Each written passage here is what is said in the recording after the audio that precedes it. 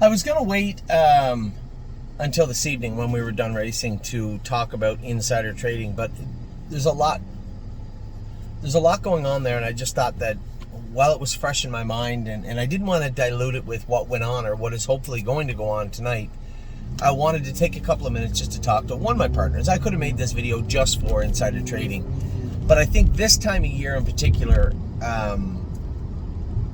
instances like the way that she is racing right now, it's worth documenting to everybody so everybody can learn from it, right? And I wish learn in a way that I can teach you because I can fix it immediately, but that's not what I mean, because I can't fix it immediately. She has a lot going on with her right now. She made a break last week. She's felt flat. She hasn't felt herself since she came back. Now, herself was last year. It's almost June, and I dare say the form of insider trading this time last year would give the form of insider trading right now a real honest-to-goodness run for her money. And that's sad to think about. It's not. We see it with, Vaquero Blue Chip's been terrible when he come back. He just has not lived up to expectations. Mel Gimswan's a little flat, but it's inching forward. We have other horses that just haven't met expectations. Thankfully and luckily, we have a lot that have, and a couple that have exceeded. But we still have horses like insider trading that just have not got there yet. So what is the issue? Now, I remember back last year, we had a problem with her at the start of the season where she was making breaks. We had to put the hobbles on her and change her around. Now, we could put the same shoes back on her, but you're trying to fix possibly a different problem with the tool you used last year. It doesn't always work out that way. That's not to say that we wouldn't try that, but she has other things going on. Bled a little bit today, even through Lasix. Now, we give her the minimum amount of Lasix. Now, here is the tricky part. When I watch her video, she seems labored to me. She seems like everything is forced, right? Nothing is fluid. When you watch her behind the gate, it seems like she's going to trot out of there, and then she just seems uneasy, uncomfortable. Her gait is very disorganized at the start. And we change her shoes. When I look at the way she's trotting, I feel now that maybe we try to get too cute, right? As horse people out there, you look at a horse, you got to change this, you got to do this, because it never always works that way, right? In our minds, a horse is hitting its knees, you should be able to shoo it out of it. A horse is hitting behind, you should be able to shoo it. And this is how we can do it. You hear me say it all the time, and this is what we're going to do. Doesn't mean it's going to work. This isn't a car, right? You're not changing the oil or brake pads or tires, or totally different thing. I just feel like when I watch her trot, as I said, it seems forced. Now, here's the issue. The bleeding. Is that because of that forced gait? Or is what I'm seeing on the track look like a forced gait because she is bleeding? They don't bleed all in the last eighth. And a horse can tell when it's about to bleed, right? Bleeding is the result of, obviously pushing them over that limit. They know where that line is also. Now, it would be tough for me to believe. Now, she didn't bleed at all last week. So this isn't an ongoing compounding thing. And for my partners out there, you'll see the charges for scopes on her bill. Almost every week we've been trying to monitor this. But I can't help but wonder now if this is a chicken or the egg type thing. Is she bleeding because she's tired out, because her gait is tiring her out because of the way we have her shod? Or does that forced look about her look that way because she is bleeding, or she is approaching that red line, literal red line? I wish I knew, and honestly, if she could talk, I'm not sure she could tell us. But I am optimistic we can get to the bottom. It was great. I had a message from somebody, one of our clients said, why don't you just sell that filly? Well, I can tell you why. Here's the scoop. She made good money last year, took a mark of 56 as a 2-year-old in a stake race. She was a stakes placed filly also. Not to mention that she is a sister to JL Cruz. So regardless, if she completely breaks our heart on the racetrack, she can bail it all out as a broodmare. Or as a broodmare prospect, for that matter. Now, that doesn't bring us solace today. Because today I'm just frustrated that we just can't seem to square her. Right? Dave Malone drove her. She looked a little rocky, a little rough. Trotted 56.29. He said, no, she was better than you think she was. Scope clean. Raced her last week, made a break at the gate. Scope clean.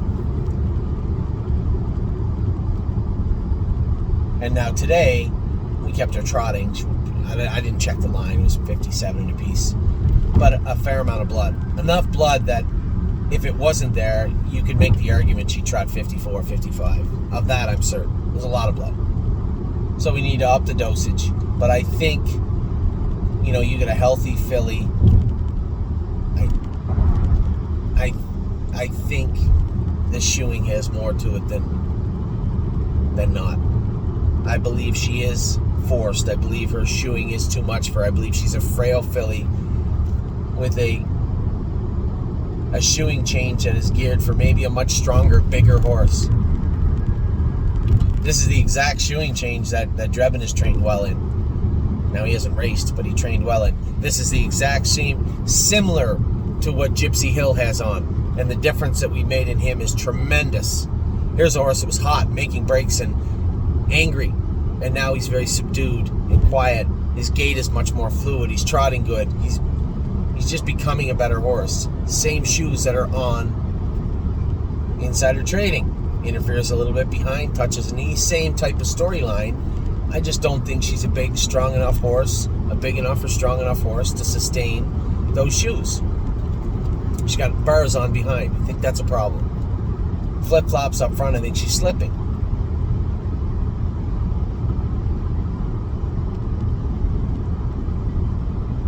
So we're going to change her to some lighter footwear.